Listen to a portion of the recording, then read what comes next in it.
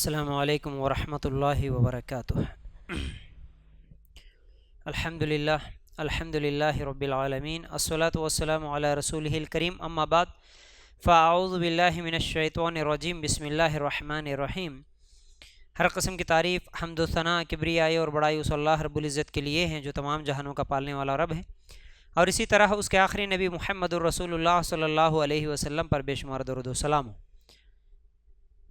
حمد و ثناء کے بعد آج ہم لوگ خلاصہ تفسیر قرآن میں 22واں پارہ شروع کرنے جا رہے ہیں۔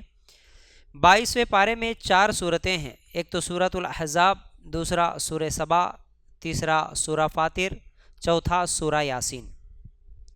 دیکھیے، جیسے ہی ہم لوگ سورہ احزاب شروع کریں گے، اللہ تعالیٰ سورہ احزاب کی آیت نمبر 4 اور 5 میں کہتا ہے: ما جعل اللہ لرجل من قلبین فی جوفہ وما جعل ازواجکم اللائی تظاہرون منہن امہاتکم وما جعل ادعیاءکم ابناءکم ذالکم قولکم بافواہکم واللہ یقول الحق وہو یہدی السبیل ادعوہم لآبائہم ہو تقسط عند اللہ فإن لم تعلموا آباءہم فإخوانكم في الدين ومواليكم وليس عليكم جناح فيما أخطأتم به ولكن ما تعمدت قلوبكم وكان الله غفورا رحيما۔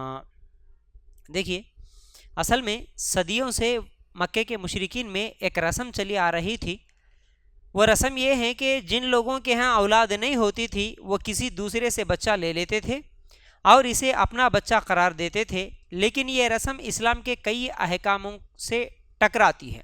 مثلا اگر کوئی آدمی کسی دوسرے کے بچے کو پال لیا، گود لیا، اور اگر اپنا بچہ ہی سمجھ کے اسے بڑا کیا، اور آج بھی ایسا ہی ہوتا ہے کہ دوسروں کے بچوں کو لے لیتے ہیں اور اس کا نام اس کے باپ کے نام کی جگہ اپنا نام لکھ دیتے ہیں، اس کے باپ کے نام کو نہیں لکھتے، اور وہ بچپن سے اس کو سکھا بھی دیتے ہیں کہ یہ تیرے پاپا ہے، یہ تیرے ابا ہے، تو وہ اس کے جو سگا باپ ہے اس کو ابا بولنا چھوڑ کے اس کو چاچا یا تایا بولتا ہے، اور جو گود لیا اس کو ابو بولتا ہے۔ تو اس طرح بہت سارے اس میں گناہ ہوتے ہیں، جیسا کہ اسلام کے کئی احکام ٹکراتے ہیں۔ جیسا کہ ایک تو حجاب کا، پردے کا مسئلہ ہوتا ہے۔ اگر وہ بچہ بڑا ہو گیا یا بچی بڑی ہو گئی، تو جو اس کو گود لیا تھا بچپن میں، وہ اگر اس کا رشتہ دار تھا، ماموں تھا یا کوئی اور دور کا تھا، تو وہ بچی اگر بڑی ہونے کے بعد وہ اس کے لیے باپ تو بول رہی ہے لیکن اس کا سگا باپ تو نہیں ہوتا، تو اس لیے اصل میں اس کے ساتھ اس کو پردہ کرنا تھا۔ اور دوسرا ایک مسئلہ یہ بھی ہوتا ہے، پردے میں بہت سارے مسائل ہوتے ہیں، کیونکہ اب اس کا رشتہ ہی وہاں پر الگ ہو گیا، تو اگر اس کو بعد میں بھی اولاد ہو گئی تو وہ اس کے سگے بھائی بہن نہیں ہوتے، ان کے ساتھ بھی پردہ کرنا ہوتا ہے۔ تو ایسا پردے کے کئی احکام کیا ہے ٹکرا جاتے ہیں۔ پھر اس کے علاوہ وراثت جو ہوتا ہے، وراثت کے بھی حقوق ٹکرائے جاتے ہیں کہ اس کے سگے باپ میں، اس کی وراثت میں، اس کی پراپرٹی میں اس کو حصہ ملنا تھا، وہ حصہ ختم ہو جاتا ہے۔ تو اس طرح بہت ساری غلطیاں ہوتی ہے۔ تو اس رسم کو، اس رواج کو توڑنے کے لیے اللہ تعالیٰ اس آیت میں کہتا ہے، اس کا ترجمہ یہ ہے جو کہ ابھی میں نے سنایا، سورہ احزاب آیت نمبر 4 اور 5۔ اللہ نے کسی آدمی کے لیے اس کے سینے میں 2 دل نہیں بنائے، اور نہ اس نے تمہاری ان بیویوں کو جن سے تم زہار کرتے ہو تمہاری مائیں بنایا، اور نہ تمہارے منہ بولے بیٹوں کو تمہارے بیٹے بنایا۔ یہ تمہارا اپنے منہوں سے کہنا ہے، اور اللہ سچ کہتا ہے اور وہی سیدھا راستہ دکھاتا ہے۔ انہیں ان کے باپوں کی نسبت سے پکارو، یہ اللہ کے ہاں زیادہ انصاف کی بات ہے۔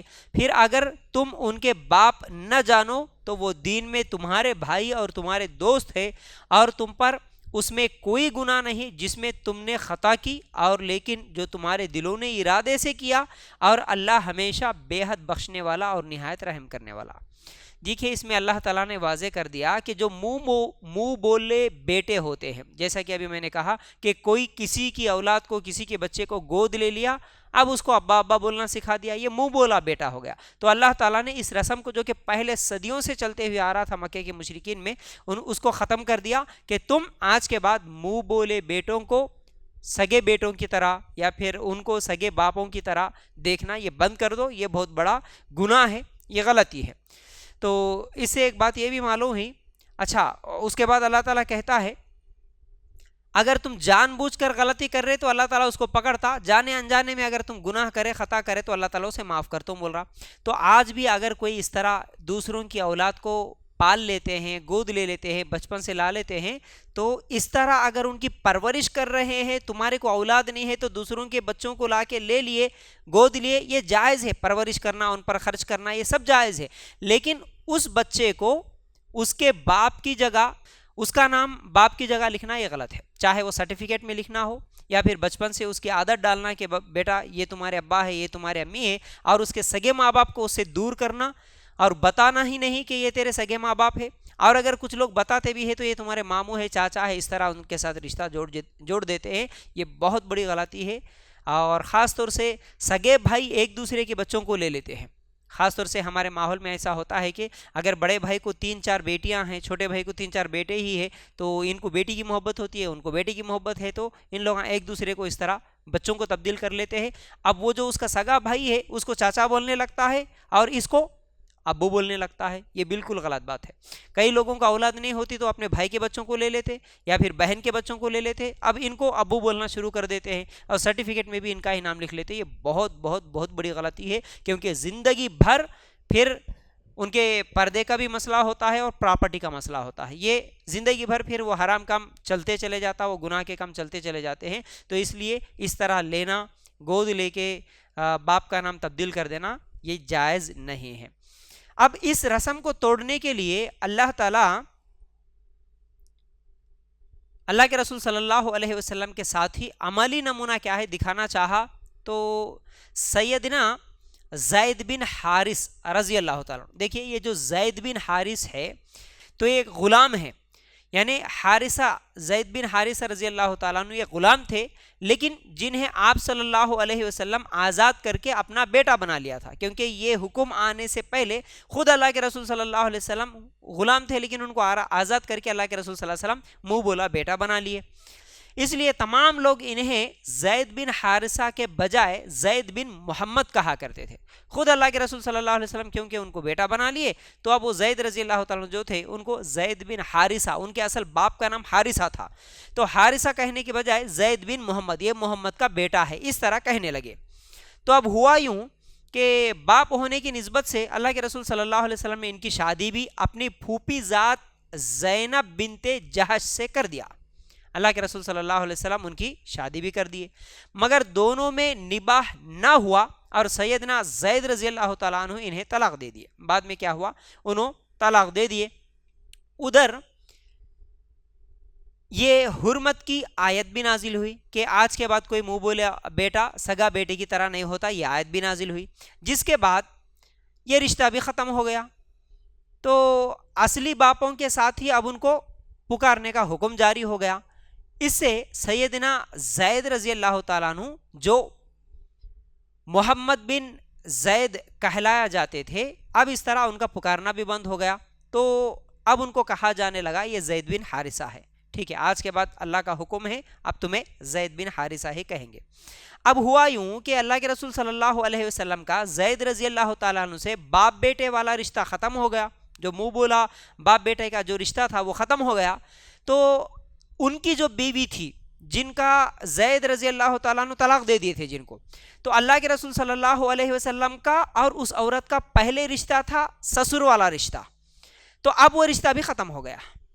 تو اس رشتے کو جو کہ پہلے حرام تھا, یعنی سسر ہونے کے ناطے بہو سے نکاح نہیں کر سکتے تھے, تو اللہ تعالیٰ اس رسم کو جڑ سے اکھاڑ پھینکنے کے لیے اللہ کے رسول صلی اللہ علیہ وسلم کو حکم دیا کہ کیونکہ اب وہ طلاق دے دیے, اب اس عورت سے تم نکاح کر لو جو کہ تمہاری پہلے بہو تھی, یعنی بہو سمجھی جاتی تھی, لیکن یہ حرام تھا, یہ جائز نہیں تھا, کیونکہ اب ان کا طلاق بھی ہو گیا. تو اللہ کے رسول تم اب ان سے نکاح کر لو.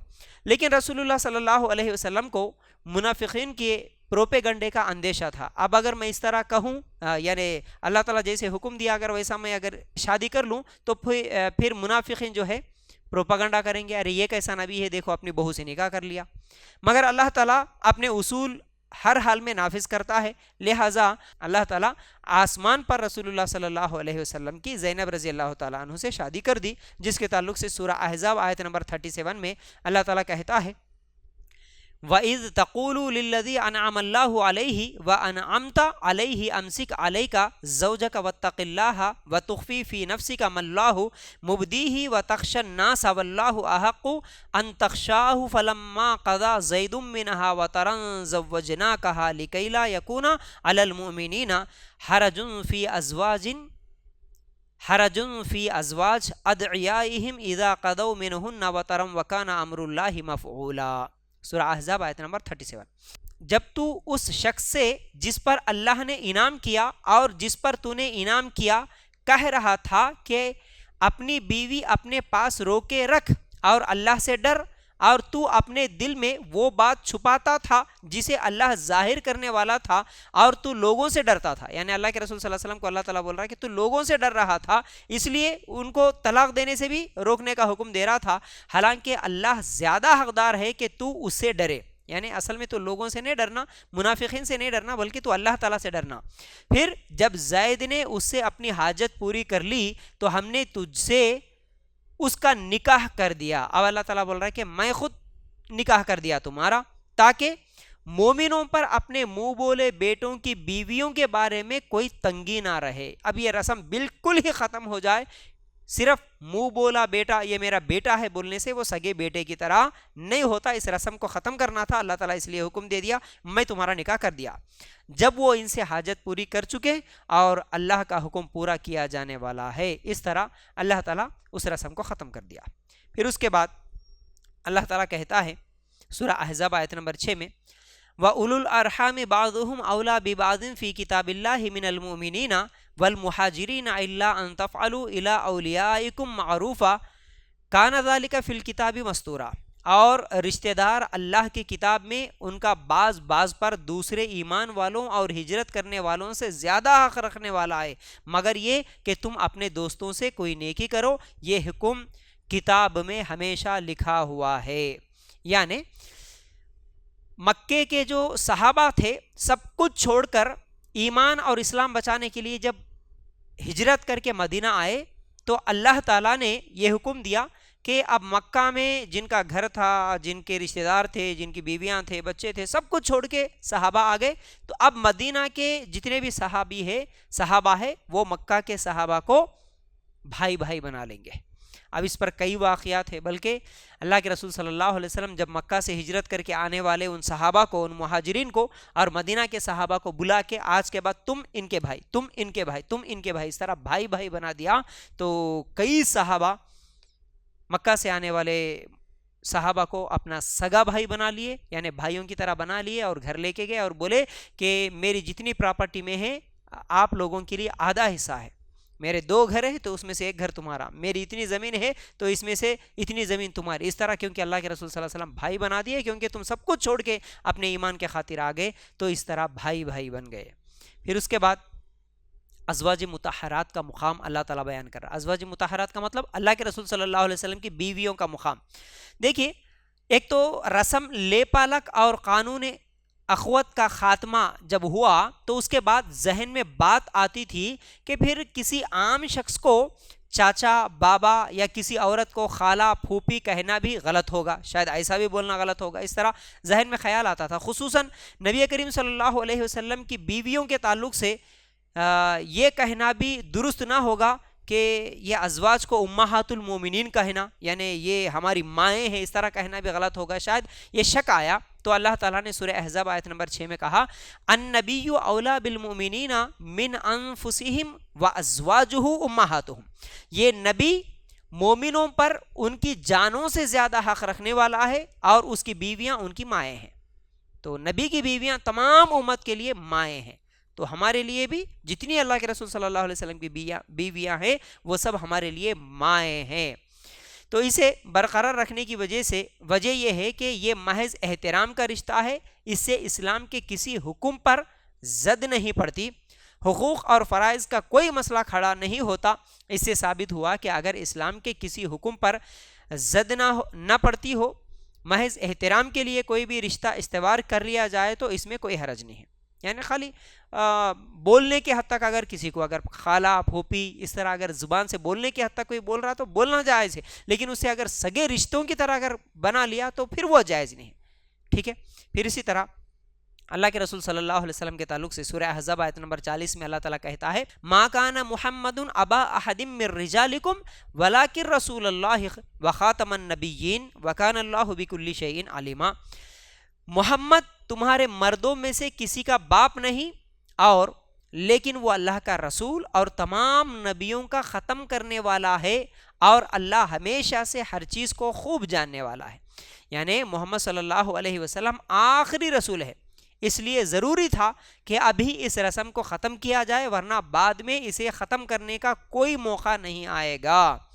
تو یاد رکھو اللہ کے رسول صلی اللہ علیہ وسلم کہتے ہیں قیامت قائم نہیں ہوگی حتیٰ کہ میری امت کے کچھ قبائل مشرکین سے جا ملیں گے اور میری امت میں 30 کذاب ہوں گے جن میں ہر ایک دعویٰ کرے گا کہ وہ نبی ہے, حالانکہ میں نبیوں کا سلسلہ ختم کرنے والا ہوں, میرے بعد کوئی نبی نہیں. ترمذی میں روایت.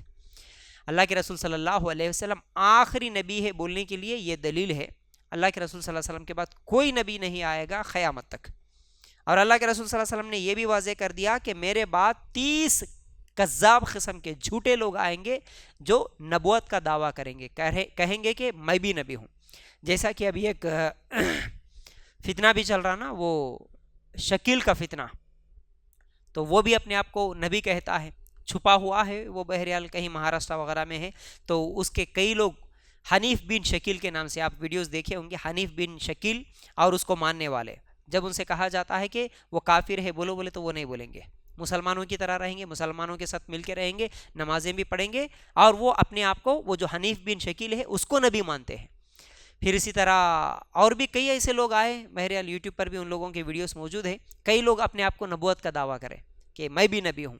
اللہ کے رسول کے انتقال کے بعد بھی کئی لوگ دعویٰ کریں ہم بھی نبی ہیں, اور آج بھی دعویٰ کرنے والے ہیں کہ ہم بھی نبی ہیں, لیکن یہ لوگ جھوٹے ہیں. اللہ کے رسول صلی اللہ علیہ وسلم نے پہلے ہی بتا دیا کہ کوئی نبی نہیں آئیں گے. ہاں ایک نبی آئیں گے جو عیسیٰ علیہ السلام ہیں, لیکن وہ نبی بن کر نہیں آئیں گے, وہ امتی بن کر آئیں گے. قیامت سے پہلے عیسیٰ علیہ السلام جب آئیں گے تو وہ نبی بن کر نہیں رہیں گے, بلکہ اللہ کے رسول صلی اللہ علیہ وسلم کے امتی بن کے رہیں گے. ان کے لیے کوئی الگ سے نبوت, ان کے لیے الگ شریعت, الگ قانون اللہ تعالیٰ نہیں دے گا. وہ بھی آئیں گے تو جو اب قانون ہے قرآن اور حدیث اسی کو وہ فالو کرنے والے ہوں گے.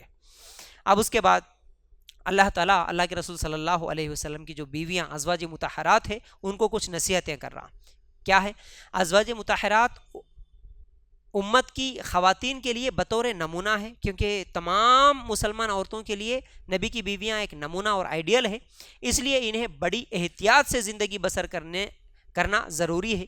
اس لیے اللہ تعالیٰ نصیحت کرتے ہوئے کہتا ہے یا ایھا النبی قل لازواجک ان کنتن تردن الحیاۃ الدنیا وزینتها فتعالین امتعکن واسرحکن سراحا جمیلا وَإِن كُنتُنَّ تُرِيدْنَ اللَّهَ وَرَسُولَهُ وَالدَّارَ الْآخِرَةَ فَإِنَّ اللَّهَ أَعَدَّ لِلْمُحْسِنَاتِ مِنكُنَّ أَجْرًا عَظِيمًا. اے نبی اپنی بیویوں سے کہہ دے اگر تم دنیا کی زندگی اور اس کی زینت کا ارادہ رکھتی ہو تو آؤ میں تمہیں کچھ سامان دے دوں اور تمہیں رخصت کر دوں. اچھے طریقے سے رخصت کرنا. اور اگر تم اللہ اور اس کے رسول اور آخری گھر کا ارادہ رکھتی ہو تو بے شک اللہ نے تم میں سے نیکی کرنے والیوں کے لیے بہت بڑا اجر تیار کر رکھا ہے. یعنی اللہ کے رسول صلی اللہ علیہ وسلم اپنی بیویوں کو حکم دیتے ہیں, اللہ تعالیٰ کا یہ حکم ہے کہ اے نبی تم اپنی بیویوں سے کہو اگر تم دنیا چاہتے ہو, دنیا کی زیب و زینت خوشی کی زندگی چاہتے ہو, پیسے چاہتے ہو تو آؤ میں تمہیں طلاق دے دیتا ہوں, تم جاؤ دنیا میں عیش و آرام کی زندگیاں گزار لو.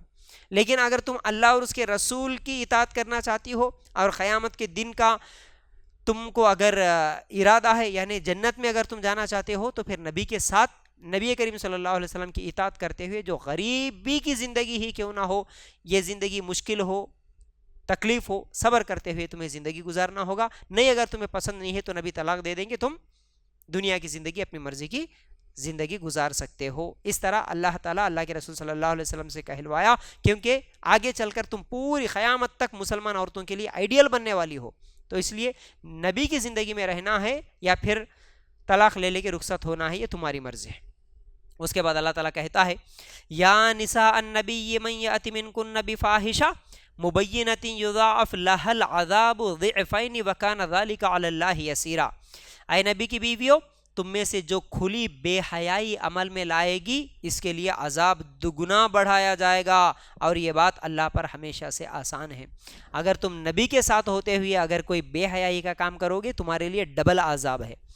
پھر اس کے بعد اللہ تعالیٰ کہتا ہے وَمَن يَقْنُتْ مِنكُنَّ لِلَّهِ وَرَسُولِهِ وَتَعْمَلْ صَالِحًا نُؤْتِهَا أَجْرَهَا مَرَّتَيْنِ وَأَعْتَدْنَا لَهَا رِزْقًا كَرِيمًا يَا نِسَاءَ النَّبِيِّ لَسْتُنَّ كَأَحَدٍ مِّنَ النِّسَاءِ إِنِ اتَّقَيْتُنَّ فَلَا تَخْضَعْنَ بِالْقَوْلِ فَيَطْمَعَ الَّذِي فِي قَلْبِهِ مَرَضٌ وَقُلْنَ قَوْلًا مَّعْرُوفًا، اور تم میں سے جو اللہ اور اس کے رسول کی فرما برداری کرے گی اور نیک عمل کرے گی اسے ہم اس کا اجر دوبارہ دیں گے، یعنی اگر تم نیکی کا کام کرے تو بھی ڈبل اجر، گناہ کرے تو بھی ڈبل سزا، اور ہم نے اس کے لیے باعزت رزق تیار کر رکھا ہے۔ اے نبی کی بیویوں تم عورتوں میں سے کسی ایک جیسی نہیں ہو، اگر تقوی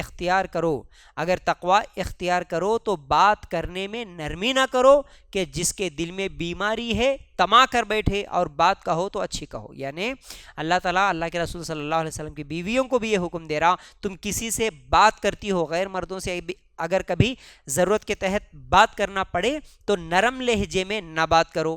پھر اس کے بعد اللہ تعالیٰ کہتا ہے وَقَرْنَ فِي بُيُوتِكُنَّ وَلَا تَبَرَّجْنَ تَبَرُّجَ الْجَاهِلِيَّةِ الْأُولَى وَأَقِمْنَ الصَّلَاةَ وَآتِينَ الزَّكَاةَ وَأَطِعْنَ اللَّهَ وَرَسُولَهُ إِنَّمَا يُرِيدُ اللَّهُ لِيُذْهِبَ عَنْكُمُ الرِّجْسَ أَهْلَ الْبَيْتِ وَيُطَهِّرَكُمْ تَطْهِيرًا، اور اپنے گھروں میں ٹکی رہو اور پہلی جاہلیت کے زینت ظاہر کرنے کی طرح زینت ظاہر نہ کرو۔ اللہ تعالیٰ حکم دے رہا کہ تم گھروں میں رہو، زیادہ تم جہالت میں جو جاہلیت کی عورتیں ہیں ویسا بناؤ سنگار کر کے باہر نہ نکلو، اللہ تعالیٰ کا یہ حکم ہے۔ پھر اس کے بعد گھروں میں رہ کے کیا کرنا، نماز قائم کرو، زکوٰۃ دو اور اللہ اور اس کے رسول کا حکم مانو۔ اللہ تو یہی چاہتا ہے کہ تم سے گندگی دور کر دے، اے نبی کی گھر والیوں تمہیں پاک کر دے اور خوب پاک کرنا۔ اللہ تعالیٰ تو تمہیں پاک و صاف رکھنا چاہتا ہے، ہر قسم کی گندگی دور کرنا چاہتا ہے، اس لیے اے نبی کی بیویوں تم بے پردہ ہو کر اور جاہلیت کی عورتوں کی طرح بناؤ سنگار کر کے باہر نہ نکلو۔ پھر اس کے بعد اللہ تعالیٰ حکم دیتا ہے، اللہ تعالیٰ نے نبی کے گھروں میں داخل ہونے اور ازواج مطہرات کے پاس کسی کام سے جانے کے آداب بیان کرتے ہوئے کہتا ہے یا ایھا الذین آمنوا لا تدخلوا بیوت النبی الا ان یؤذن لکم الی طعام غیر ناظرین اناہ ولکن اذا دعیتم فادخلوا فاذا طعمتم فانتشروا ولا مستأنسین لحدیث، اے لوگو جو ایمان لائے ہو نبی کے گھروں میں مت داخل ہو مگر یہ کہ تمہیں کھانے کی طرف اجازت دی جائے، اس حال میں کہ اس کے پکنے کا انتظار کرنے والے نہ ہو، اور لیکن جب تمہیں بلایا جائے تو داخل ہو جاؤ، پھر جب کھا چکو تو منتشر ہو جاؤ اور نہ بیٹھے رہو اس حال میں کہ بات میں دل لگانے والے ہو، یعنی نبی کے گھروں میں بھی اجازت کے بغیر مت جاؤ، اگر کبھی تمہیں کھانے کی دعوت ملے تو پھر اس وقت داخل ہو جاؤ اور کھانا کھا کے فوراً گھر سے نکل جاؤ۔ پھر اس کے بعد اللہ تعالیٰ کہتا ہے جب تم ان سے کوئی سامان مانگو تو ان سے پردے کے پیچھے سے مانگو، یہ تمہارے دلوں اور ان کے دلوں کے لیے زیادہ پاکیزہ ہے۔ اگر کسی ضرورت کے تحت کسی سامان کو مانگنے کے لیے جانا بھی ہو نبی کے گھر میں تو پردے کے پیچھے سے مانگو۔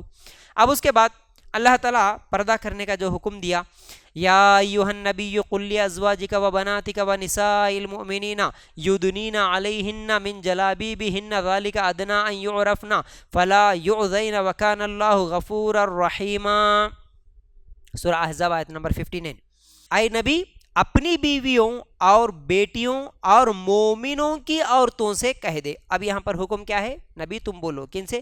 اپنی بیویوں سے بھی، اپنی بیٹیوں سے بھی، اور تمام مسلمان عورتوں سے بھی کیا کہو کہ اپنی چادروں کا کچھ حصہ اپنے آپ پر لٹکا لیا کریں، اور یہ زیادہ قریب ہے کہ وہ پہچانی جائیں تو انہیں تکلیف نہ پہنچائی جائے، اور اللہ ہمیشہ سے بے حد بخشنے والا اور نہایت رحم والا ہے۔ پردے کے تعلق سے ایک اہم آیت ہے، اللہ تعالیٰ کہتا ہے ہم پر حکم دے رہا کہ پردہ اس لیے ہے، مومن عورتوں کو یہ حکم ہے کہ وہ اپنی چادریں لٹکا لے، یعنی پردہ کریں، برقع پہنے، اس لیے کہ وہ پہچانی جائے. کس لیے پہچانی جائیں؟ کہ یہ مسلمان عورتیں ہیں، یہ پاک دامن عورتیں ہیں، یہ عزت والی عورتیں ہیں. اس طرح وہ پہچانی جائیں اور پھر اسی طرح وہ ستائی نہ جائیں. یعنی پردہ کرنے سے، برقع پہننے سے وہ ستانے والے لوگوں سے بچ سکتی ہیں. یہ ظاہری بات ہے. اللہ تعالیٰ یہ 1450 سال پہلے جو حکم نازل کرا، آج بھی ہم دیکھتے ہیں کہ جو پردہ کرتی ہیں وہ لڑکیاں اور جو بے پردہ گھومتی ہیں وہ لڑکیوں میں بہت بڑا فرق یہ ہوتا ہے. ستانے والے بے پردہ عورتوں کو ہی ستاتے ہیں اور پردہ کرنے والوں کو نہیں ستاتے. سورہ احزاب آیت نمبر 56 میں اللہ تعالیٰ کہتا ہے ان اللہ وملائکتہ یصلون علی النبی یا ایھا الذین آمنوا صلوا علیہ وسلموا تسلیما. بے شک اللہ اور اس کے فرشتے نبی پر صلاۃ بھیجتے ہیں. اے لوگو جو ایمان لائے ہو اس پر صلاۃ بھیجو، سلام بھیجو، خوب سلام بھیجنا. یعنی اب یہاں پر اللہ تعالیٰ صلاۃ و سلام بھیجنے کا، یعنی درود اور سلام بھیجنے کا اللہ تعالیٰ حکم دے رہا. جیسا کہ اگر حدیث میں بھی ہم دیکھیں گے، اللہ کے رسول صلی اللہ علیہ وسلم نے فرمایا جو شخص مجھ پر 1 مرتبہ درود بھیجتا ہے اللہ تعالیٰ اس پر 10 رحمتیں نازل فرماتا ہے. ایک اور حدیث اللہ کے رسول صلی اللہ علیہ وسلم نے فرمایا لوگ کسی مجلس میں بیٹھیں اور اللہ تعالیٰ کی یاد نہ کرے اور نہ اپنے نبی پر درود بھیجے تو یہ چیز ان کے لیے حسرت و ندامت کا باعث ہوگی. پھر اگر وہ اللہ تعالیٰ چاہے گا تو انہیں سزا دے گا اور اگر وہ چاہے گا تو انہیں بخش دے گا. ترمذی میں یہ روایت موجود ہے. مطلب کیا ہے؟ کسی بھی مجلس میں ہم بیٹھتے ہیں تو وہاں پر اللہ تعالیٰ کی تعریف ہو اور اللہ کے رسول صلی اللہ علیہ وسلم پر درود بھیجے. کم از کم نبی پر درود بھیجنے کا طریقہ یہ ہے کہ نبی کا نام سنے تو صلی اللہ علیہ وسلم کہیں. اتنا تو کہنا، یہ درود بھیجنا ہے. اگر یہ بھی نہیں بولے تو پھر اللہ تعالیٰ کہتا ہے اس حدیث میں، اللہ کے رسول صلی اللہ علیہ وسلم نے کہا اللہ چاہا تو پھر ان کے لیے یہ گناہ ہوگا، سزا دے گا اللہ تعالیٰ. تو یہاں پر اللہ کا بھی حکم ہے اور اللہ کے رسول صلی اللہ علیہ وسلم کی حدیث بھی ہے. اس لیے ہم لوگوں کو اللہ کے رسول صلی اللہ علیہ وسلم پر درود بھیجنا ہے. بلکہ یہاں پر کچھ لوگ ایک شک پیدا کرتے ہیں، اس آیت میں تو اللہ تعالیٰ درود اور سلام بھیجنے کا حکم دیا، تو جتنے بھی ہری جھنڈی والے جو لوگ ہیں، درگاہ پرست ہے، وہ لوگ کہتے ہیں کہ دیکھو بھائی درود تو ہم اللہم صلی علی اور اللہم بارک علی کی شکل میں ہم درود بھیجتے ہیں، لیکن سلام ہم پڑھتے ہیں تم نہیں پڑھتے. جیسا کہ وہ لوگ اذان دینے کے بعد یا اذان سے پہلے یا فجر کے بعد یا جمعہ کی نماز کے بعد یا نبی سلام علیہ کا جو سلام پڑھتے ہیں وہ سمجھتے ہیں کہ یہ ہے اصل سلام. تو تم لوگ تو سلام نہیں پڑھتے نا. پھر یہاں پر اللہ کا حکم ہے درود بھی پڑھو اور سلام بھی پڑھو، تو سلام تم کہاں پڑھ رہے؟ یہ تو غلط کر رہے نا. اس کا جواب یہ ہے کہ درود تو اللہم صلی علی اللہم بارک علی سورہ یہ کیا ہے ہم تشہد میں پڑھتے ہیں درود ابراہیم کے نام سے. اب سلام کہاں ہے؟ سلام التحیات میں ہے. جیسا کہ ہم التحیات پڑھتے ہیں التحیات للہ والصلوات والطیبات السلام علیکہ، سلام ہے یا ایھا النبی، تو یہ سلام ہے، یہ سلام ہے اور وہ درود ہے، یہی کافی ہے. تو جو ہمارے نبی بتائے وہی ہمارے لیے کافی ہے. تو وہ جو اذان کے بعد یا جمعہ کے بعد فجر کے بعد یا نبی سلام علیہ کا پڑھنے والے، کیا ویسا سلام ہمارے نبی صلی اللہ علیہ وسلم پڑھے تھے؟ کیا ویسا سلام ہمارے صحابہ پڑھے تھے؟ نہیں پڑھے تھے. تو جو نبی کا دیا ہوا طریقہ ہے وہی ہمارے لیے کافی ہے. اپنی طرف سے اس طرح کے سلام پڑھنا یہ بدعت ہے، یہ گناہ ہے. تو اس طرح ان لوگوں کو ہم لوگ جواب دے سکتے ہیں. ٹھیک ہے. پھر اس کے بعد سورہ سبا شروع ہو رہا ہے. 22واں پارہ سورہ سبا شروع ہوا. سورہ سبا میں عقیدہ آخرت کا انکار کرنے والوں سے خطاب ہوتے ہوئے، یعنی جو لوگ آخرت کا انکار کرتے ہیں، اللہ تعالیٰ کہتا ہے وقال الذين كفروا لا تأتينا الساعة قل بلى وربي لتأتينكم عالم الغيب لا يعزب عنه مثقال ذرة في السماوات ولا في الأرض ولا أصغر من ذلك ولا أكبر إلا في كتاب مبين لِيَجْزِيَ الَّذِينَ آمَنُوا وَعَمِلُوا الصَّالِحَاتِ أُولَٰئِكَ لَهُم مَّغْفِرَةٌ وَرِزْقٌ كَرِيمٌ وَالَّذِينَ سَعَوْا فِي آيَاتِنَا مُعَاجِزِينَ أُولَٰئِكَ لَهُمْ عَذَابٌ مِّن رِّجْزٍ أَلِيمٌ. اور ان لوگوں نے کہا جنہوں نے کفر کیا ہم پر قیامت نہیں آئے گی. کہہ دے کیوں نہیں؟ وہ لوگ بول رہے کہ قیامت نہیں آتی. اللہ تعالیٰ کہتا ہے کیوں نہیں آئے گی؟ قسم ہے میرے رب کی وہ تم پر ضرور آئے گی، یعنی قیامت ضرور آنے والی ہے. اس رب کی قسم جو سب چھپی چیزیں جاننے والا ہے، اس سے ذرہ برابر چیز نہ آسمانوں میں چھپی رہتی ہے نہ زمین میں، اور نہ اسے چھوٹی کوئی چیز ہے اور نہ بڑی، مگر ایک واضح کتاب میں ہے. اللہ تعالیٰ ہر چیز لکھ دیا کتاب میں، کوئی چیز چھپی ہوئی نہیں ہے. اللہ تعالیٰ اس کتاب میں قیامت کے بارے میں بھی لکھ دیا، وہ ضرور آ کر رہے گی، تاکہ وہ ان لوگوں کو بدلا دے جو ایمان لائے اور انہوں نے نیک اعمال کیے۔ یہی لوگ ہیں جن کے لیے سراسر بخشش اور باعزت رزق ہے۔ اللہ تعالیٰ لکھ دیا جو بھی اس دنیا میں نیک اعمال کرے گا ضرور ان کے لیے جنت میں باعزت رزق اللہ تعالیٰ دینے والا ہے۔ اور وہ لوگ جنہوں نے ہماری آیات میں کوشش کی اس حال میں کہ نیچا دکھانے والے ہیں، یہی لوگ ہیں جن کے لیے دردناک عذاب ہے۔ جو لوگ قیامت کو نہیں مانتے، آخرت کے دن پر یقین نہیں ہے، ان کے لیے دردناک عذاب ہے بولا اللہ تعالیٰ۔ پھر اس کے بعد اللہ تعالیٰ سلیمان علیہ السلام کی شکر گزاری اور داؤد علیہ السلام کی شکر گزاری کے تعلق سے کہتا ہے۔ پھر اس کے بعد سلیمان علیہ السلام کی موت کے بارے میں بھی اللہ تعالیٰ اسی سورہ سبا کی آیت نمبر 10 سے 14 کی آیتیں اگر ہم پڑھیں گے تو ہمیں معلوم ہوتا ہے سلیمان علیہ السلام کی موت کیسی آئی۔ دیکھیے، سلیمان علیہ السلام کے زمانے میں بہت سارے لوگ یہ سمجھتے تھے کہ جنات کو غیب کا علم ہے، جیسا آج بھی بہت سارے لوگ یہ سمجھتے ہیں کہ ہمارے فلاں بابا ہیں جن کو غیب کا علم ہے، اور عامل بابا ان کے پاس جاتے ہوئے لوگوں کا یہ عقیدہ ہوتا ہے کہ یہ کل کیا ہوگا ان کو معلوم ہے اور یہ لوگ بتانے والے ہیں۔ تو یاد رکھو، سلیمان علیہ السلام کے زمانے میں بھی یہ عقیدہ تھا کہ جنات جو ہوتے ہیں ان کو غیب کا علم ہوتا ہے، کل کیا ہوگا یہ سب بتانے والے ہیں۔ اللہ تعالیٰ نے جنوں کے علم غیب کی حقیقت واضح کرنے کے لیے ایک عجیب طریقہ اختیار فرمایا۔ اللہ تعالیٰ، اچھا تمہارا یہ عقیدہ ہے جن غیب جانتے ہیں، اب ٹھیک ہے میں بتاتا ہوں کیسے۔ وہ یہ ہے کہ سلیمان علیہ السلام کی وفات اس حال میں ہوئی کہ وہ اپنی لاٹھی پر ٹیک لگا کر بیٹھے ہوئے تھے۔ لاٹھی یا تو ہاتھ میں لے کے بیٹھے ہوئے تھے، یا لاٹھی کو، جو ہاتھ میں ہمیشہ لاٹھی ہوتی تھی سلیمان علیہ السلام کی، وہ ٹیک لگا کے بیٹھے ہوئے تھے۔ جنات ان کاموں میں مصروف تھے جن کا حکم انہیں سلیمان علیہ السلام نے دے رکھا تھا، کیونکہ سلیمان علیہ السلام کے بارے میں کل بھی میں کئی واقعات بیان کرا تھا۔ سلیمان علیہ السلام کو اللہ تعالیٰ ایسی حکومت دیا کہ جنات بھی ان کی بات مانتے تھے، اور جتنے پرندے تھے وہ سب ان کی باتوں کو سمجھتے بھی تھے۔ سلیمان علیہ السلام پرندوں کی باتوں کو سمجھتے بھی تھے، اور سلیمان علیہ السلام پورے پرندے، پورے جانور، پورے جنات پر حکومت کرتے تھے۔ تو سلیمان علیہ السلام ان کو حکم دیے تھے جنات کو فلاں کام کرو، وہ کام میں لگے ہوئے تھے۔ ان کے پاس ہی سلیمان علیہ السلام بھی لاٹھی کو ٹیک لگا کے بیٹھے ہوئے بھی تھے۔ اب جنات ان کاموں میں مصروف تھے جن کا حکم انہیں سلیمان علیہ السلام نے دے رکھا تھا۔ انہیں معلوم نہیں ہو سکا کہ سلیمان علیہ السلام فوت ہو چکے ہیں، اور وہ بدستور کام میں مصروف رہے۔ اب وہ کام کرتے گئے، سلیمان علیہ السلام وہیں بیٹھے، لیکن اللہ تعالیٰ روح قبض کر لیا۔ اب جناتوں کو معلوم ہی نہیں ہوا، وہ تو ہمارے سامنے بیٹھے ہیں، بلکہ وہ کام میں لگے ہوئے تھے۔ دیمک ان کی لاٹھی کو اندر سے کھاتی رہی۔ جب لاٹھی اندر سے کھوکھلی ہو گئی، سلیمان علیہ السلام کا بوجھ برداشت نہ کر سکی تو ان کا جسم مبارک زمین پر گر پڑا۔ اب ان کے انتقال کے بعد لاٹھی کو دیمک نیچے سے کھانا شروع کرا۔ اب ان کا بوجھ نہیں سنبھال سکی لاٹھی کو دیمک جب کھا گیا تو سلیمان علیہ السلام گر پڑے۔ تب جا کر لوگوں اور جنوں کو ان کی وفات کا پتہ چلا۔ ارے جب گرے تو معلوم، ارے کیا ہوا، قریب آ کے دیکھے تو معلوم ہوا کہ ان کی روح قبض ہو گئی۔ اس واقعے سے تمام لوگوں کے سامنے جنوں کی حقیقت کھل کر آ گئی۔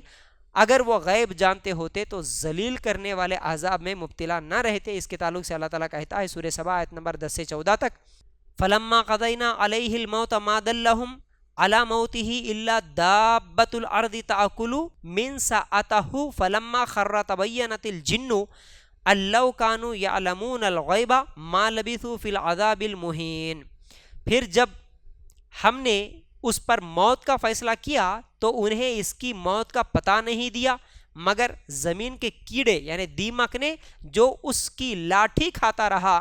پھر جب وہ گرا تو جنوں کی حقیقت کھل گئی کہ اگر وہ غیب جانتے ہوتے تو اس ذلیل کرنے والے عذاب میں نہ رہتے۔ اب لوگوں کو بھی معلوم ہوا کہ جنوں کو بھی غیب کا علم نہیں ہے، کیونکہ جن تو سامنے کام کر رہے، لیکن سلیمان علیہ السلام کا انتقال ہوا انہیں معلوم ہی نہیں ہوا۔ تو بہرحال غیب کا علم اللہ کے علاوہ کسی کو نہیں ہے، آج بھی کسی عامل بابا کو نہیں ہے، اس زمانے میں بھی نہیں تھا، جنوں کو بھی نہیں تھا، اور نبیوں کو بھی غیب کا علم نہیں رہتا۔ اللہ کے علاوہ کسی کے پاس کل کیا ہوگا اس کا علم نہیں ہے۔ پھر اس کے بعد قرآن کا جو لوگ انکار کرتے ہیں ان کے تعلق سے اللہ تعالیٰ کہتا ہے ان کے لیے بھی کل قیامت کے دن دردناک عذاب ہوگا۔ پھر اسی طرح مالدار جو لوگ تھے اس زمانے میں، وہ لوگ بھی ہمیشہ نبیوں کا انکار کرتے ہوئے آئے۔ اللہ تعالیٰ سورہ سبا آیت نمبر 34 سے 38 میں ان کے بارے میں کہتا ہے، ہم نے کسی بستی میں کوئی ڈرانے والا نہیں بھیجا مگر اس کے خوشحال لوگوں نے کہا اس چیز کو ہم لوگ مانتے ہی نہیں ہیں، یعنی وہ لوگ منکر تھے، قیامت کے دن کو مانتے ہی نہیں تھے۔ کون؟ سب سے پہلے مالدار لوگ ہیں۔ آج بھی ہم دیکھتے ہیں اکثر مالدار لوگ ہی بہت زیادہ گناہوں میں مبتلا ہوتے ہیں۔ تو مال اور اولاد کے فخر میں اس زمانے میں بھی لوگ نبیوں کو نہیں مانتے تھے اور آخرت کے دن کا انکار کرتے تھے۔ اب اس کے بعد سورہ فاطر شروع ہو رہا ہے۔ یہ سورت بھی رسول اللہ صلی اللہ علیہ وسلم کے قیام مکہ کے تیسرے دور میں نازل ہوا، جب مخالفت کرنے والے مکے کے مشرک شدت میں آپ صلی اللہ علیہ وسلم کے خلاف میں طرح طرح کی سازشیں کر رہے تھے۔ تو اس میں قریش کی متکبرانہ قیادت کو قانون جزا و سزا بتا کر انہیں ہلاکت کی دھمکی دی گئی ہے۔ اللہ تعالیٰ ان کو دھمکی دیتے ہوئے کہتا ہے، یا ایھا الناس اذکروا نعمت اللہ علیکم هل من خالق غیر اللہ یرزقکم من السماء والارض لا الہ الا هو فانا تؤفکون وان یکذبوک فقد کذبت رسل من قبلک والى اللہ ترجع الامور یا ایھا الناس ان وعد اللہ حق فلا تغرنکم الحیاۃ الدنیا ولا یغرنکم باللہ الغرور۔ ترجمہ، اے لوگو اللہ کی نعمت یاد کرو جو تم پر ہے، کیا اللہ تعالیٰ کے سوا کوئی پیدا کرنے والا ہے جو تمہیں آسمان اور زمین سے رزق دیتا ہے؟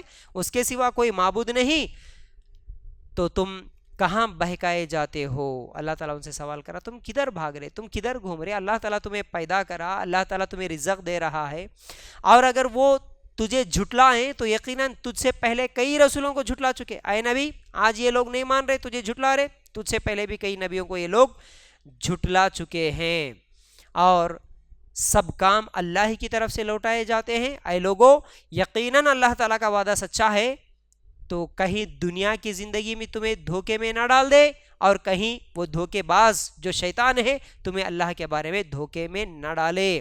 اللہ تعالیٰ کہتا ہے دنیا کی زندگی، دنیا کے عیش و آرام، دنیا کا مال اور اولاد، یہ نشہ تمہیں دھوکے میں نہ ڈالے اور شیطان تمہیں دھوکے میں نہ ڈالے۔ اس طرح اللہ تعالیٰ لوگوں کو سمجھا رہا ہے اس آیت میں۔ پھر اس کے بعد 22واں پارہ مکمل ہوتا ہے اسی کے ساتھ۔ 22واں پارہ آج مکمل ہوا، اور 23واں پارہ بھی انشاءاللہ شروع کریں گے، کیونکہ 20 رمضان سے پہلے ہمیں قرآن مکمل کرنا ہے، اس لیے مختصر چند اہم واقعات میں آپ لوگوں کے سامنے رکھتا ہوں۔ 23ویں پارے میں سورہ یاسین اور سورہ صافات اور سورہ صاد اور سورہ زمر، یہ 4 سورے ہیں۔ سورہ یاسین کی فضیلت میں کوئی بھی حدیث ثابت نہیں ہے، یاد رکھو۔ آج بہت سارے لوگ سورہ یاسین پڑھنے سے یہ فائدہ ہوتا، سورہ یاسین روزانہ گھر میں پڑھنا چاہیے، سورہ یاسین پڑھنے سے یہ بیماری دور ہوتی ہے، یہ برکت آتی ہے، یہ اس طرح جتنی بھی حدیثیں بیان کرتے ہیں وہ سب جھوٹی باتیں ہیں۔ کوئی صحیح حدیث ثابت نہیں ہے سورہ یاسین الگ سے پڑھنے کی۔ ہاں، قرآن پڑھنا ہے، قرآن پڑھتے پڑھتے اگر سورہ یاسین پڑھ رہے ٹھیک ہے، پوری قرآن ہی برکت والی ہے، پڑھ سکتے ہیں، لیکن صرف سورہ یاسین پڑھنے سے ہم کو یہ برکت ہوگی، یہ نقصان ہم سے دور ہوگا، یہ بالکل غلط بات ہے۔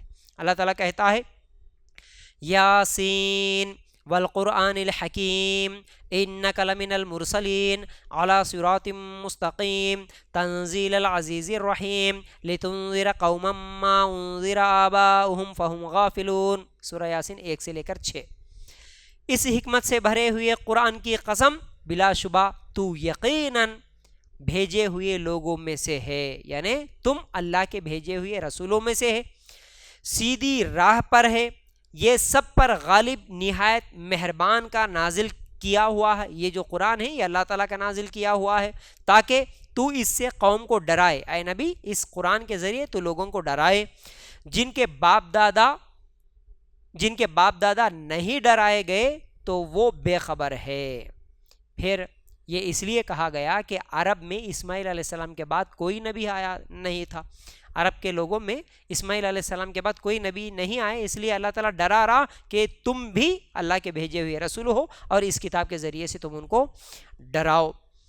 نبی کی دعوت کے مقابلے میں ضد اور ہٹ دھرمی کرنے والوں کی حالت یہ تھی۔ اللہ تعالیٰ کہتا ہے لقد حق القول على اکثرهم فهم لا يؤمنون انا جعلنا في اعناقهم اغلالا فهي الى الاذقان فهم مقمحون وجعلنا من بين أيديهم سدا ومن خلفهم سدا فأغشيناهم فهم لا يبصرون وسواء عليهم أأنذرتهم أم لم تنذرهم لا يؤمنون إنما تنذر من اتبع الذكر وخشي الرحمن بالغيب فبشره بمغفرة وأجر كريم.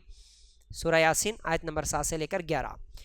بے شک ان کے اکثر پر بات ثابت ہو چکی سو وہ ایمان نہیں لائیں گے. تم کتنا بھی سمجھاؤ یہ لوگ ایمان لانے والے نہیں ہیں. کچھ لوگ، اکثر لوگوں کے بارے میں، بے شک ہم نے ان کی گردنوں میں طوق ڈال دیے بس وہ ٹھڈیوں تک ہے سو ان کے سر اوپر کو اٹھے ہوئے ہیں، اور ہم نے ان کے آگے سے ایک دیوار کر دی اور ان کے پیچھے سے ایک دیوار کر دی، پھر ہم نے انہیں اوپر سے ڈھانک دیا وہ نہیں دیکھتے. یعنی جو لوگ پہلے سے ہدایت کا ارادہ نہیں رکھتے، سدھرنے کی کوشش نہیں کرتے، اللہ تعالیٰ کہتا ہے کہ ایسے لوگوں کو آگے سے پیچھے سے اوپر سے اللہ تعالیٰ ڈھانک دیا ان کو. اب یہ لوگ ہدایت پہ آنے والے نہیں ہیں اور ان پر برابر ہے خواہ تو انہیں ڈرائے یا نہ ڈرائے. اب تو کتنا بھی ڈرا ان کے اوپر اثر ہونے والا نہیں ہے، وہ ایمان نہیں لائیں گے.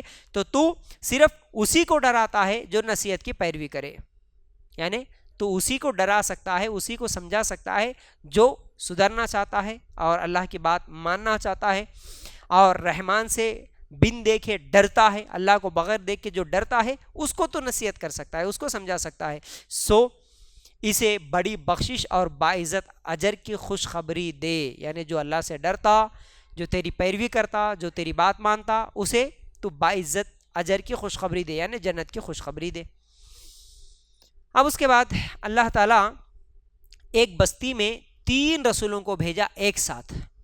ان کا ذکر کرتے ہوئے اللہ تعالیٰ کہتا ہے قالوا ما انتم الا بشر مثلنا وما انزل الرحمن من شيء ان انتم الا تكذبون قالوا ربنا يعلم انا اليكم لمرسلون وما علينا الا البلاغ المبين. انہوں نے کہا تم ہمارے جیسے بشر ہی ہو اور رحمان نے کوئی چیز نازل نہیں کی، تم تو محض جھوٹ ہی کہہ رہے ہو. انہوں نے کہا ہمارا رب جانتا ہے ہم تمہاری طرف ضرور بھیجے ہوئے ہیں اور ہم صاف پہنچا دینے کے سوا کوئی ذمہ داری نہیں. یعنی وہ لوگ جن کے پاس رسول آئے، نبیوں کو اللہ تعالیٰ بھیجا، تو وہ بولے کہ تم ہمارے جیسے نبی، ہمارے جیسے تم بشر ہو، یعنی انسان ہو، تم ہمارے جیسے، تمہارے پاس کوئی نشانی نہیں ہے. یعنی اصل میں اکثر لوگوں کی، پہلے سے ہم سنتے ہوئے آ رہے کہ اکثر لوگوں کا خیال یہ تھا کہ انسان نبی کیسے ہو سکتا، نبی تو ایک فرشتہ ہونا تھا، تو ہم ہمارے جیسے تم انسان ہو تو ہم تمہارے کو نہیں مانیں گے. تو اللہ تعالیٰ کہتا ہے کہ اے نبی تم کہہ دو کہ ہمارا کام صرف پہنچانا ہے، آپ مانو یا نہ مانو، ہدایت دینا ہمارا کام نہیں ہے. تو اس کے بعد اللہ تعالیٰ کہتا ہے قیامت برپا ہونے کا منظر کھینچتے ہوئے کہتا ہے وَيَقُولُونَ مَتَىٰ هَٰذَا الْوَعْدُ إِن كُنتُمْ صَادِقِينَ مَا يَنظُرُونَ إِلَّا صَيْحَةً وَاحِدَةً تَأْخُذُهُمْ وَهُمْ يَخِصِّمُونَ فَلَا يَسْتَطِيعُونَ تَوْصِيَةً وَلَا إِلَىٰ أَهْلِهِمْ يَرْجِعُونَ. اور وہ کہتے ہیں کہ یہ وعدہ کب پورا ہوگا اگر تم سچے ہو. یعنی ہر انکار کرنے والی قوم جو مشرک ہوتی ہے وہ ہمیشہ یہی بولتی تھی کہ تم نبی ہو کر ہمارے پاس آئے اور یہ بول رہے کہ ہم بات نہیں مانیں گے، اللہ کو نہیں مانیں گے تو قیامت آ جائے گی، ہم پر عذاب آئے گا. تو تم بولتے آ رہے نا کب آئے گا اللہ کا عذاب. اس طرح وہ لوگ سوال کرتے تھے. اگر تم سچے ہو تو وہ عذاب ہمارے اوپر لے کر آؤ. وہ انتظار نہیں کر رہے مگر ایک ہی چیخ کا. وہ لوگ صرف انتظار کر رہے، اس طرح بلا رہے، وہ صرف چیخ کا انتظار کر رہے، یعنی قیامت کا انتظار کر رہے جو انہیں پکڑ لے گی جبکہ وہ جھگڑ رہے ہوں گے. یعنی اللہ تعالیٰ بول رہا کہ جب وہ آپس میں جھگڑ رہے ہوں گے اس وقت ایک چیخ آئے گی، انہیں پکڑ لے گی، پھر وہ نہ کسی وصیت کی طاقت رکھیں گے اور نہ اپنے گھر والوں کی طرف واپس آئیں گے. جب قیامت آ جائے گی کوئی کسی کو کوئی وصیت کر سکتا نہ گھر والوں کے پاس واپس آ سکتا، یعنی کسی کو بات کرنے کی مہلت بھی نہیں ملے گی. یہ قیامت کی ابتدا ہے کہ لوگ اپنے اپنے کاموں میں مشغول ہوں گے. اچانک اللہ کے حکم سے فرشتہ سور میں پھونک مارے گا جس سے پوری کائنات تباہ اور برباد ہو جائے گی. پھر جب اللہ تعالیٰ حساب کتاب کا فیصلہ کرے گا تو فرشتے کو حکم دے گا اور وہ دوبارہ سور میں پھونک مارے گا جس سے تمام انسان اپنی قبروں سے زندہ ہو کر اٹھ کھڑے ہوں گے. جس طرح کوئی نیند سے بیدار ہوتا ہے اس طرح سب اٹھیں گے. پھر وہ میدان محشر میں جمع کیے جائیں گے. پھر اللہ تعالیٰ حساب لے گا۔ اس کے متعلق اللہ تعالیٰ کہتا ہے وَنُفِخَ فِي الصُّورِ وَنُفِخَ فِي الصُّورِ فَإِذَا هُم مِّنَ الْأَجْدَاثِ إِلَىٰ رَبِّهِمْ يَنْسِلُونَ قَالُوا يَا وَيْلَنَا مَنْ بَعَثَنَا مِنْ مَرْقَدِنَا هَذَا مَا وَعَدَ الرَّحْمَنُ وَصَدَقَ الْمُرْسَلُونَ۔ سورہ یاسین آیت نمبر 51۔ اور سور میں پھونکا جائے گا تو اچانک وہ خبروں سے اپنے رب کی طرف تیزی سے دوڑ رہے ہوں گے، ہائے ہماری بربادی، کس نے ہمیں ہماری سونے کی جگہ سے اٹھا دیا۔ یہ وہ ہے جو رحمان نے وعدہ کیا اور رسولوں نے سچ کہا تھا۔ اس وقت سمجھ میں آئے گا رسول آئے تھے، سچی بات بولے تھے، اور اللہ تعالیٰ کا یہ وعدہ تھا جس وقت جی اٹھنا اپنی آنکھوں سے دیکھ لیں گے، یعنی اس وقت معلوم ہوگا اپنے آنکھوں سے دیکھنے کے بعد کہ قیامت آئی ہے، سب کے سب مان جائیں گے، مگر اس وقت کا مان جانا، اس وقت کا یقین کر لینا کسی کو کوئی فائدہ نہیں دے گا۔ پھر جنت کے مناظر بتاتے ہوئے اللہ تعالیٰ کہتا ہے دنیا میں اللہ تعالیٰ کی فرما برداری کرنے والے رب کی جنت میں عیش کی زندگی گزاریں گے۔ اللہ تعالیٰ کہتا ہے سورہ یاسین آیت نمبر 55 سے لے کر 58 میں ان اصحاب الجنت اليوم فی شغل فاکہون ہم وازواجہم فی ظلال علی الارائک متکئون لہم فیہا فاکہۃ ولہم ما یدعون سلام قولا من رب الرحیم۔ بے شک جنت کے رہنے والے آج ایک شغل میں خوش ہوں گے، جنت میں خوشی سے زندگی گزار رہے ہوں گے، اور وہ اور ان کی بیویاں گھنے سایوں میں تختوں پر تکیے لگائے ہوئے، ان کے لیے اس میں بہت پھل ہے، یعنی اس باغ میں وہ تکیے لگائے ہوئے گھنے سایوں میں درختوں کے نیچے اور پھل بھی ہے، ایسے باغوں میں وہ عیش و عشرت کی زندگی گزار رہے ہوں گے، اور ان کے لیے اس میں وہ کچھ ہے جو وہ طلب کریں گے۔ جنت میں جانے کے بعد جنتی جو مانگیں گے وہ ملے گا۔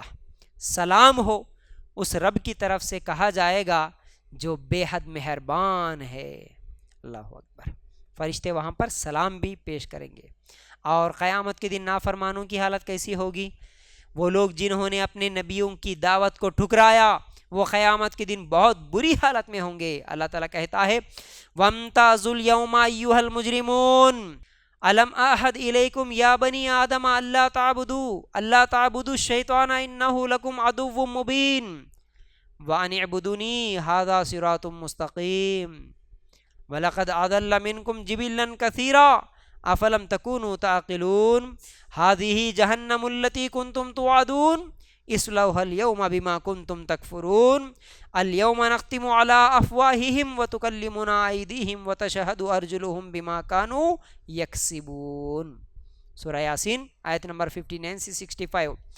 اور اس دن کہا جائے گا قیامت کے دن کہ الگ ہو جاؤ آج اے مجرموں، کیا میں نے تمہیں تاکید نہ کیا تھا کہ اے اولاد آدم کہ شیطان کی عبادت نہ کرنا، یقیناً وہ تمہارا کھلا دشمن ہے۔ اس دن اعلان ہوگا دنیا میں رسول آئے تھے، بولے تھے شیطان کے پیروی مت کرو شیطان کی، اور وہ کیونکہ تمہارا دشمن ہے، اور یہ کہ میری عبادت کرو یہ سیدھا راستہ ہے۔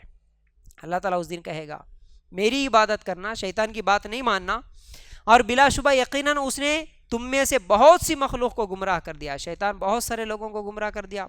تو کیا تم نہیں سمجھتے تھے یہ ہے وہ جہنم جس کا تم وعدہ دیے جاتے تھے؟ دنیا میں بولتے تھے بولنے والے، نبی بھی آ کر بولے، قرآن میں بھی لکھا ہوا تھا، حدیث میں بھی تھا، علماء بھی بولے، جہنم کے بارے میں وعدے دیے جاتے تھے تمہیں۔ آج اس میں داخل ہو جاؤ، اس کے بدلے جو تم کفر کیا کرتے تھے آج ہم ان کے منہوں پر مہر لگا دیں گے، اور ان کے ہاتھ ہم سے باتیں کریں گے، اور ان کے پاؤں اس کی گواہی دیں گے وہ جو کمایا کرتے تھے۔ اس دن اللہ تعالیٰ ان کافروں کو منہوں پر مہر لگا دے گا، ان کی ہاتھ ان کے پیر کل قیامت کے دن گواہی دیں گے، جواب دیں گے اللہ تعالیٰ کے پاس۔ قیامت کے مناظر بیان کرنے کے بعد نافرمانوں کو وارننگ دیتے ہوئے اللہ تعالیٰ کہتا ہے، قیامت کے مناظر بیان کرنے کے بعد نافرمانوں کو وارننگ دیتے ہوئے اللہ تعالیٰ کہتا ہے وَلَوْ نَشَاءُ لَطَمَسْنَا عَلَىٰ أَعْيُنِهِمْ فَاسْتَبَقُوا الصِّرَاطَ فَأَنَّىٰ يُبْصِرُونَ وَلَوْ نَشَاءُ لَمَسَخْنَاهُمْ عَلَىٰ مَكَانَتِهِمْ فما استطاعوا مضيا ولا يرجعون، سورہ یاسین آیت نمبر 59 سے لے کر 67۔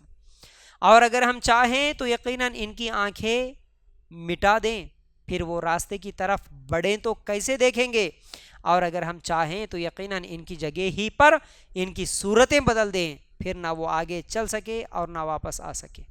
اللہ چاہے تو ان کی شکلیں بدل سکتا، اللہ تعالیٰ انہیں اندھا بنا سکتا۔ اس کے بعد اگر ہم لوگ سورہ صافات دیکھیں گے، جیسا کہ سورہ یاسین مکمل ہو گیا، سورہ صافات شروع ہو رہا ہے۔ یہ مکہ کے آخری دور میں نازل ہوا، جب دعوت کے جواب میں نبی کا مذاق اڑایا جا رہا تھا۔ اس پر کفار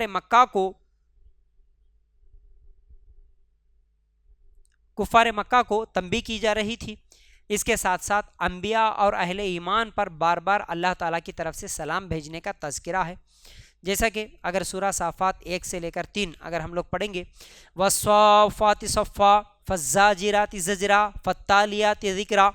سیدنا حذیفہ رضی اللہ تعالیٰ عنہ بیان کرتے ہیں کہ رسول اللہ صلی اللہ علیہ وسلم نے فرمایا، ہمیں تمام لوگوں پر 3 چیزوں میں فضیلت دی گئی ہے۔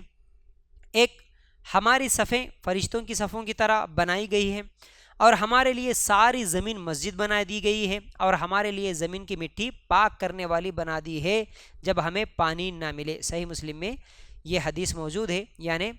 یعنی اس امت کو، اللہ کے رسول صلی اللہ علیہ وسلم کی اس امت کو دوسرے لوگوں کو جو چیز نہیں ملی، وہ 3 چیزیں اس امت کے لیے ملی تھی۔ وہ کیا ہے؟ ایک تو ہماری صفیں فرشتوں کی صفوں کی طرح نماز میں جو ہم صفیں بناتے ہیں، پھر اسی طرح ہمارے لیے ساری زمین مسجد بنا، ہم کہیں پر بھی نماز پڑھ سکتے ہیں سوائے جو گندی جگہ ہے وہاں پر، اس جگہ کو چھوڑ کر، اور ساری زمین کی مٹی پاک کرنے والی بنا دی گئی ہے۔ اگر ہم ناپاک ہو گئے، پانی نہیں مل رہا، تو اس وقت ہم تیمم کر کے صاف مٹی سے نماز پڑھ سکتے ہیں، پاک ہو سکتے ہیں۔ پھر اسی طرح پہلی بات یہ ذہن میں رکھیں کہ وحی لانا بڑے طاقتور اور زبردست فرشتوں کی ذمہ داری ہے، لہٰذا سوال ہی پیدا نہیں ہوتا کہ کوئی جن وغیرہ انہیں ہیجاک کر لے اور ان سے وہی چھین لے، یا اس میں کوئی اپنی بات شامل کر لے۔ یعنی اللہ کے پاس سے قرآن لانا، وہی لانا ایک بہت طاقتور فرشتے کی ذمہ داری ہے۔ ہر جن، ہر شیطان اس کو ہیجاک نہیں کر سکتا، اس میں سے کوئی چیز چھین نہیں سکتا۔ باقی رہا پیغام اللہ تعالیٰ کا، تو اللہ تعالیٰ کو چوری چھپے سن لینا، تو وہی کو اس سے بھی محفوظ رکھنے کا اللہ تعالیٰ نے انتظام کر دیا، اور کہا اِنَّا زَيَّنَّا السَّمَاءَ الدُّنْيَا بِزِينَةٍ الْكَوَاكِبِ وَحِفْظًا مِّن كُلِّ شَيْطَانٍ مَارِدٍ لَا يَسْمَعُونَ إِلَى الْمَلَإِ الْأَعْلَى وَيُقْذَفُونَ مِن كُلِّ جَانِبٍ دُحُورًا وَلَهُمْ عَذَابٌ وَاصِبٌ إِلَّا مَنْ خَطِفَ الْخَطْفَةَ فَأَتْبَعَهُ شِهَابٌ ثَاقِبٌ۔ سورہ صافات آیت نمبر 6 سے 10۔ بے شک ہم نے ہی آسمانی دنیا کو ایک انوکھی زینت کے ساتھ آراستہ کیا جو ستارے ہیں، اور ہم سرکش شیاطین سے خوب محفوظ کرنے کے لیے، یعنی اللہ تعالیٰ جو آسمان میں ستارے ہیں ان کو جو بنایا، وہ شیاطینوں سے حفاظت کرنے کے لیے بنایا۔ ستاروں کو وہ اوپر کی مجلس کی طرف کان نہیں لگا سکتے، اور ہر طرف سے ان پر شہاب یعنی پھینکے جاتے ہیں۔ یعنی اگر کوئی شیطان کان لگا کے کوئی چیز آسمان سے سننا چاہتا ہے تو اللہ تعالیٰ اس کے پیچھے ایک ستارے کو لگا دیتا ہے، تو بھگانے کے لیے، اور ان کے لیے ہمیشہ رہنے والا عذاب ہے۔ مگر جو کوئی اچانک اچک کر لے جائے تو ایک چمکتا ہوا شعلہ اس کا پیچھا کرتا ہے۔ تو جو ستارے ٹوٹتے ہیں اس کی ایک وجہ یہ بھی ہو سکتی ہے اللہ تعالیٰ نے اس جن کے پیچھے اس شعلے کو لگا دیا تاکہ وہ اسے ختم کر دے۔ تو اس سے بھی بات کیا معلوم ہے؟ یعنی قرآن لانے والے اللہ کے مقرب اور خاص فرشتے ہیں۔ جب سے قرآن کا نزول شروع ہوا ہے، جنوں کو آسمان میں داخلہ بند کر دیا گیا، اس لیے جنوں کا قرآن بنانا، اس کی وحی میں مداخلت کرنا تو بڑی دور کی بات ہے، وہ وحی کو سن بھی نہیں سکتے۔ وہ جن جو ہے نا قرآن کو سن بھی نہیں سکتے، یعنی آسمان سے چھیننے کے لیے وہ وحی کو سن بھی نہیں سکتے۔ اچھا، اس کے بعد اگر ہم لوگ آگے سورہ صافات پڑھیں گے تو ابراہیم علیہ السلام کا بھی واقعہ ہے اس میں۔ ابراہیم علیہ السلام جیسے توحید کی دعوت دیے اور ان کی قربانیاں ہیں، جیسا کہ اللہ تعالیٰ کہتا ہے سورہ صافات آیت نمبر 83 سے لے کر 90 تک، وَإِنَّ مِن شِيعَتِهِ لَإِبْرَاهِيمَ اذ جاء ربه بقلب سلیم اذ قال لأبیہ وقومہ ماذا تعبدون ائفکا آلہۃ دون اللہ تریدون فما ظنکم برب العالمین فنظر نظرۃ فی النجوم فقال انی سقیم فتولوا عنہ مدبرین۔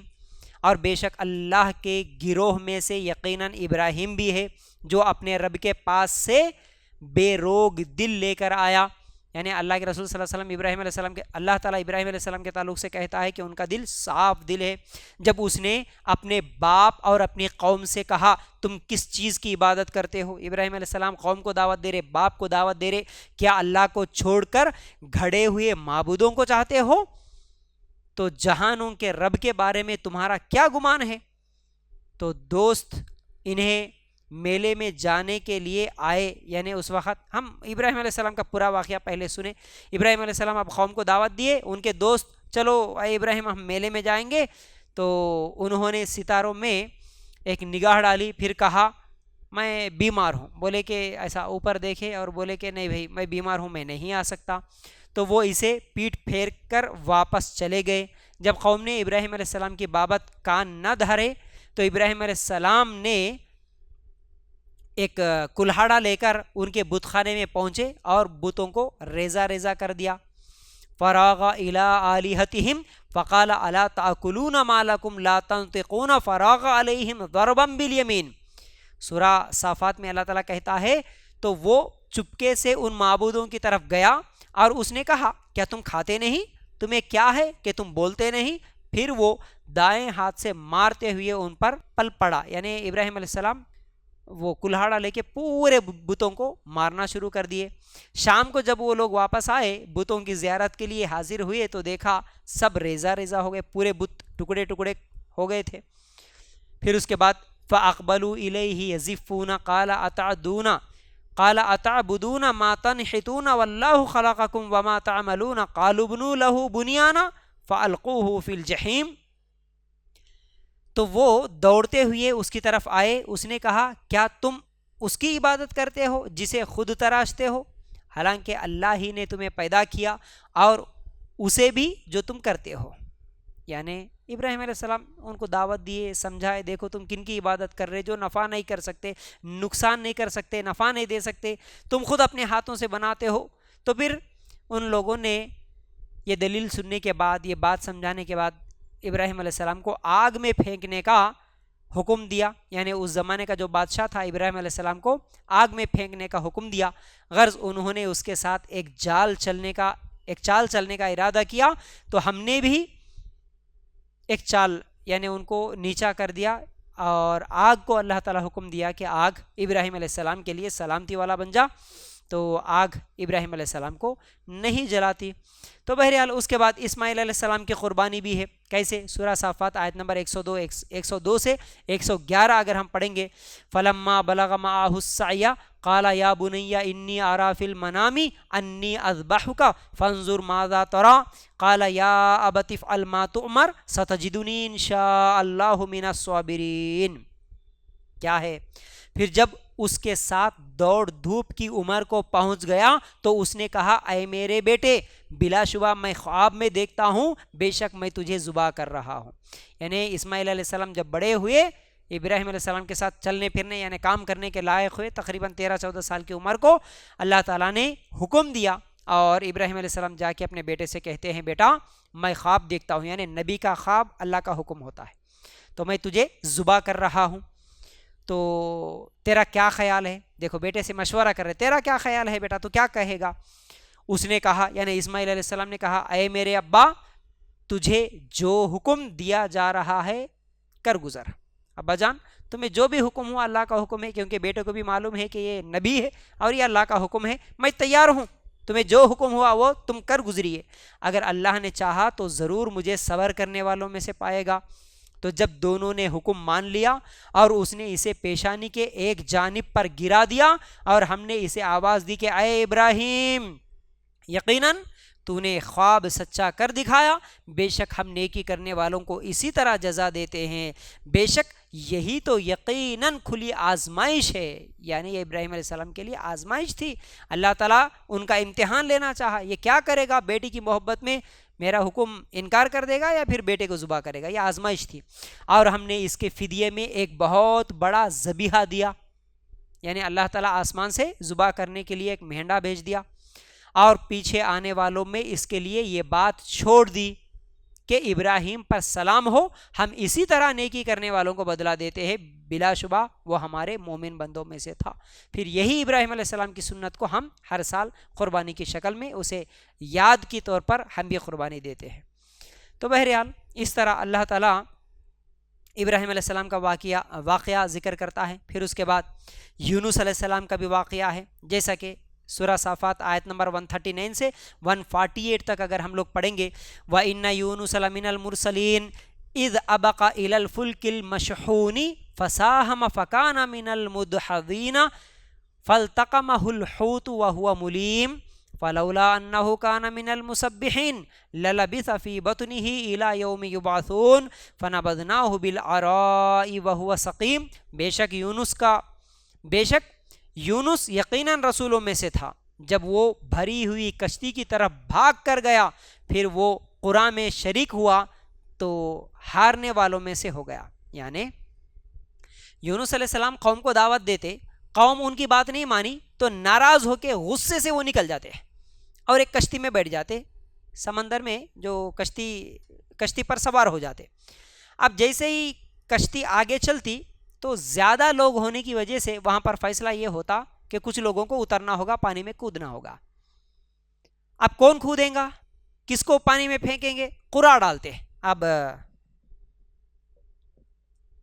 قرعہ ڈالنے کا مطلب جیسے آج کل بھی کوئی کام کرنا ہوتا تو چھٹیاں نکالتے نا بھائی, اب چھٹی میں کس کا نام آئے گا اس کو ایک کام کرنا پڑتا, تو قرعہ ڈالتے. تو اس میں ابھی اللہ تعالیٰ کی حکمت تھی, یونس علیہ السلام کا نام نکلتا. اب یونس علیہ السلام کو پانی میں کودنا ہوگا, اب کشتی میں زیادہ لوگ ہیں اس لیے ان کو اترنا پڑے گا. اب اس کے بعد کیا ہوا تو یونس ہارنے والوں میں سے ہو گیا. پھر مچھلی نے اسے نگل لیا, جیسے ہی وہ پانی میں کودے بڑی مچھلی آئی یونس علیہ السلام کو نگل لی, اس حال میں کہ وہ مستحق ملامت تھا. پھر اگر یہ بات نہ ہوتی کہ بے شک وہ تسبیح کرنے والوں میں سے تھا تو یقیناً اس کے پیٹ میں اس دن تک رہتا جس میں لوگ اٹھائے جائیں گے. یعنی اگر وہ اللہ کی تعریف کرنے والے, پہلے سے اللہ کی یاد کرنے والے شکر گزار بندوں میں سے نہ ہوتے تو اللہ تعالیٰ کل قیامت کے دن یونس علیہ السلام کو مچھلی کے پیٹ سے اٹھاتا, یعنی اسی میں ان کا انتقال ہوتا اور کل قیامت کے دن اللہ تعالیٰ مچھلی کے پیٹ سے ہی اٹھاتا. لیکن اللہ تعالیٰ کیا بول رہا, اس دن تک رہتا جس میں لوگ اٹھائے جائیں گے. پھر ہم نے اسے چٹیل میدان میں پھینک دیا. اللہ تعالیٰ حکم دیا مچھلی کو, مچھلی وہ پانی میں نگل لی اور باہر لے کے آ کے چٹیل میدان میں یونس علیہ السلام کو پھینک دی.